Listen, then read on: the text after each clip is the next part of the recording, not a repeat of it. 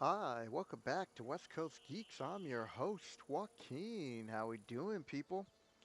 So today's video is to help new DMs now that the I don't know 5.5 6th edition D&D 2024 is out.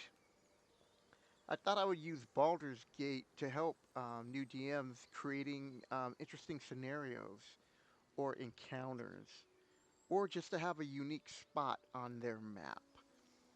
So I'm currently um, I'm playing a monk right here front and center. You got my cleric Shadowheart and Karlak the barbarian, and I have Asterion the rogue.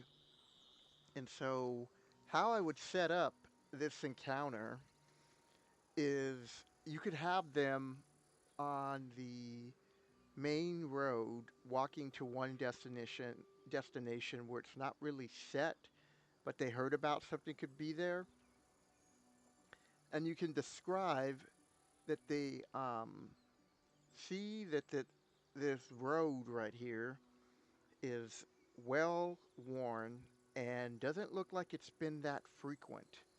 A lot of weeds growing over it.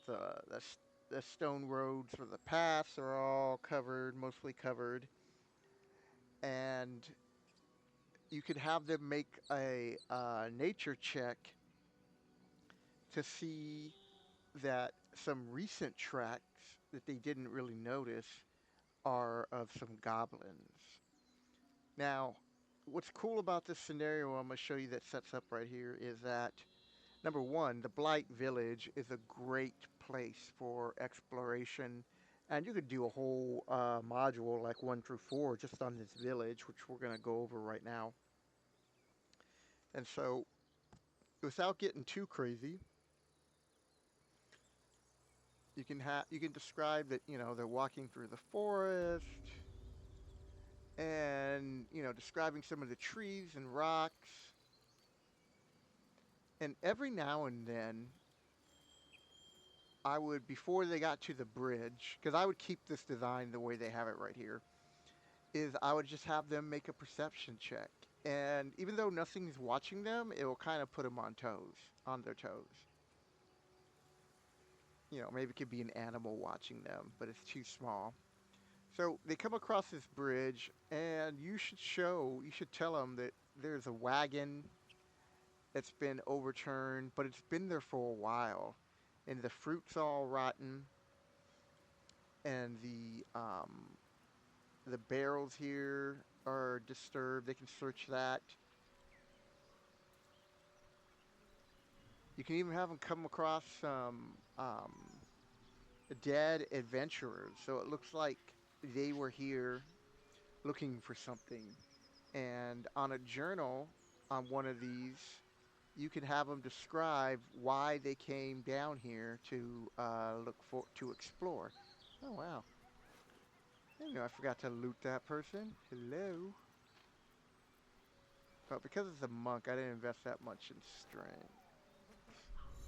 I want them to carry the loot. Fog cloud, go to her.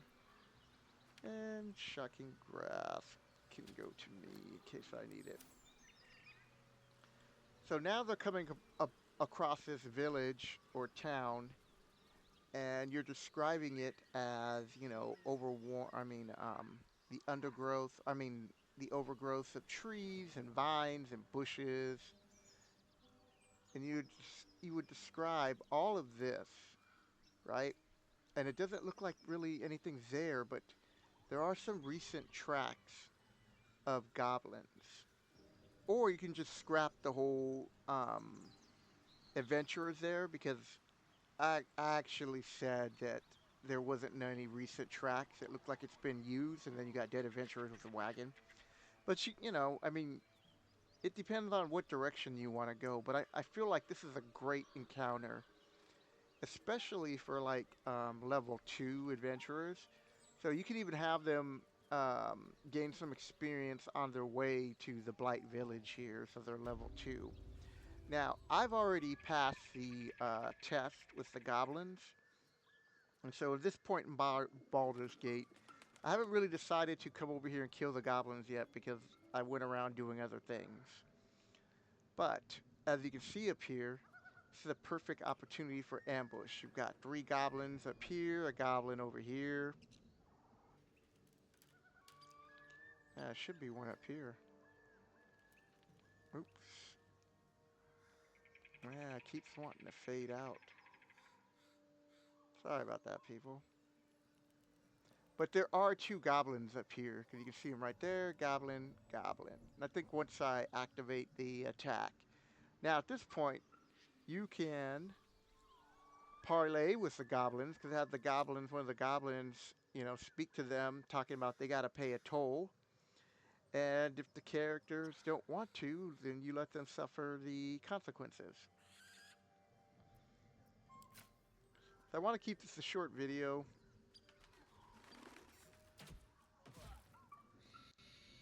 Pick to fight. The consequences are hardly surprising. Okay.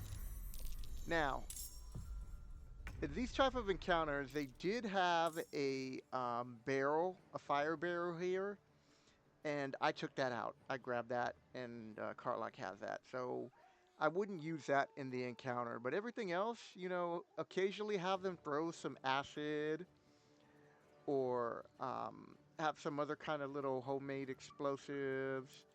Or maybe they make a sticky bomb where it hits and it's like glue. And so that area that if it hits the character, their movement is like half.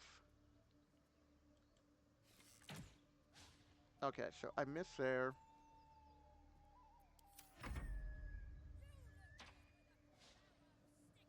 And you can see right here with these type of tactics is that the goblins are going to work as a group. Now, unfortunately for them, I'm 4th level. So I'm trying not to kill too many of them because I want you to see how they react. See, look, I got a monk.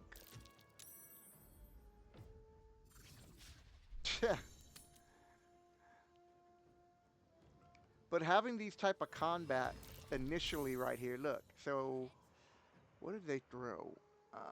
Oh, grease. Yeah, so having grease bombs getting dropped on you and dropping acid, these are great cobalt and goblin tactics.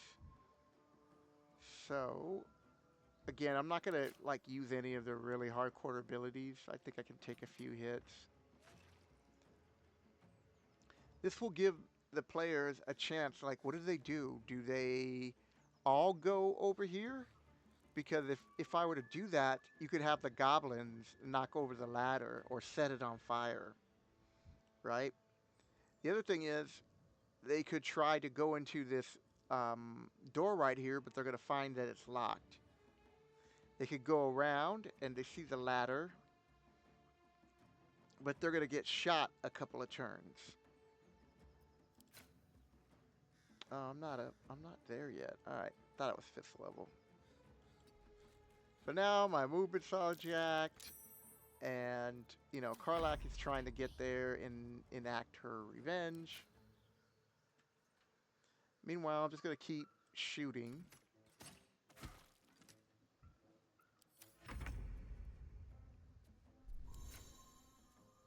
All right.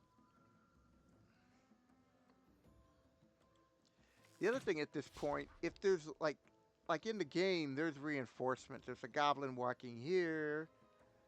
Spoilers if you haven't played the game. Some goblins down here. There's some goblins behind the building. Um, Try to limit, especially at like 2nd level. If they're 4th level, this is a great encounter for like 4th level. You can have them slowly um, start trickling in and giving them a hard time. Instead of just rushing in with goblins, play them smart and react to the player's movement. Ooh, man, poor Stereon.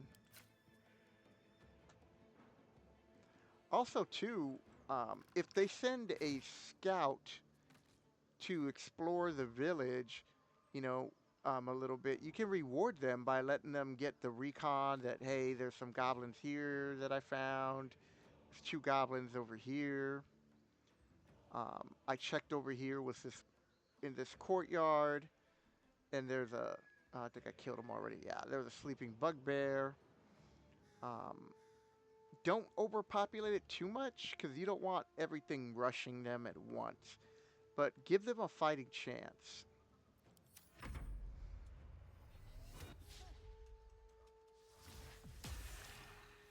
You know.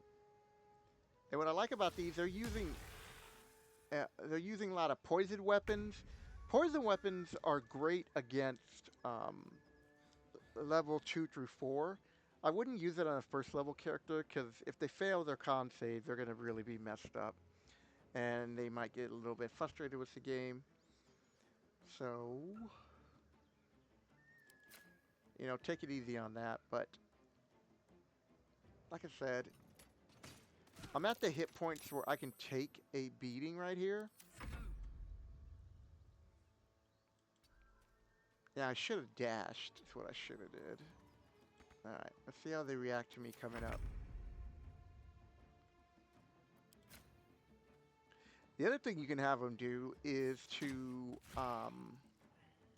shoot and fall back, right? So if I'm right here and they shoot and then they fall back to where I might be out of their vision, you can play those type of games because now I got to run up and go up the ladder, which gives them opportunities to do more goblin shenanigans. And Asterion is not happy. Covered with grease, getting knocked prone. Okay, see? He's like, oh, you gotta take care of that.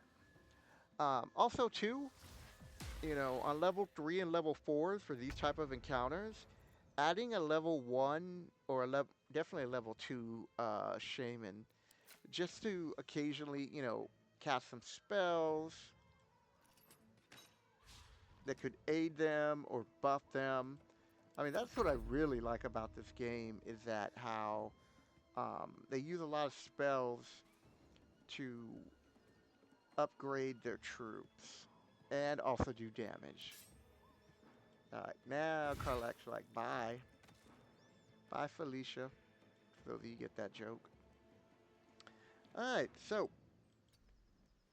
I'm about to wrap up this combat here. But, we got all these abandoned buildings. And you can have so many other interesting encounters besides the goblins. You can also have some hobgoblins in here.